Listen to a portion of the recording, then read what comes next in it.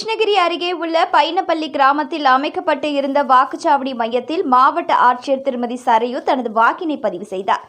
கிருஷ்ணகிரி மாவட்டத்தில் அமைக்கப்பட்டுள்ள வாக்குச்சாவடி மையங்களில் அமைதியான முறையில் வாக்குப்பதிவு காலை முதலே விறுவிறுப்பாக நடைபெற்று வருகிறது.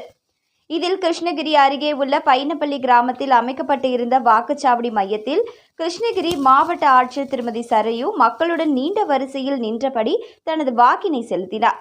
இதனைத் தொடர்ந்து அவரது கணவரும் தனது வாக்கினை செலுத்தினார்.